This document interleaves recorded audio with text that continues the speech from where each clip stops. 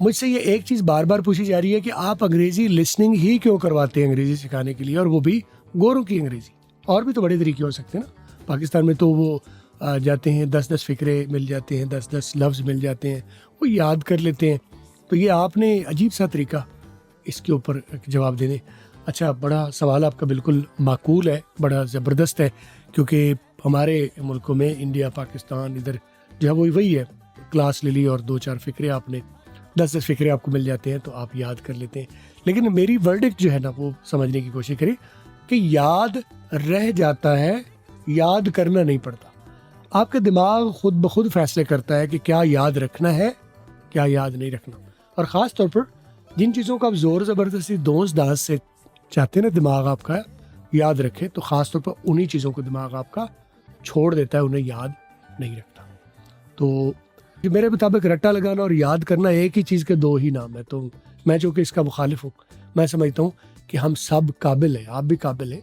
تو اگر آپ چیزوں کو صحیح طرح سے دماغ کو بھیجو گے تو وہ خود بخود اس کو اپنے اندر ڈیولپ کر لے گا.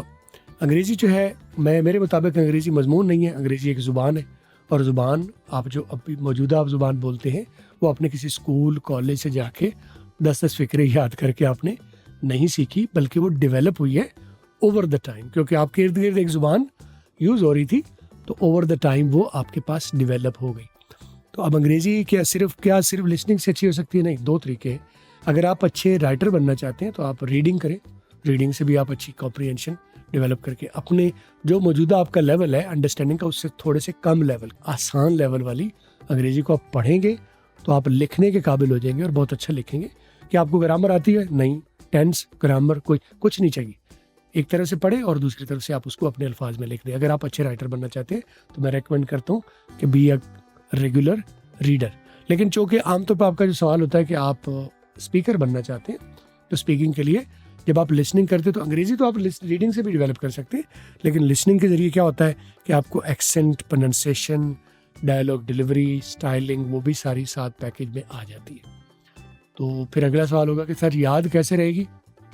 ڈونٹ وری، یاد رہ جاتی ہیں چیزیں، یاد رکھنا نہیں پڑتی ہیں. جو چیزیں آپ کو یاد رکھنا پڑتی ہیں انہیں کا زیادہ چانس ہوتا ہے کہ وہ بھول جائیں گی، اور جن چیزوں کو آپ زور نہیں ڈالتے نا یاد رکھنے کا، وہ عام طور پر یاد رہ جاتی ہیں.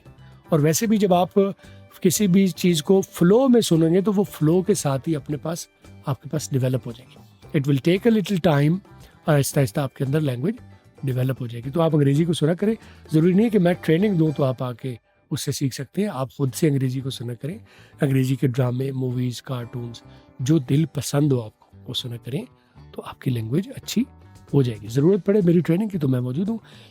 نیچے آپ مجھے کامنٹس میں ٹریننگ لکھ کے میسج کر دیتے ہیں تو آپ کو ڈیمو مل جائے گا، آپ کو میرے کافی سارے ریسورسز مل جائیں گے. آپ کرنا شروع کیجیے، انگریزی آپ کی اچھی ہو جائے گی. انگریزی والا کو فالو ضرور کر لیں.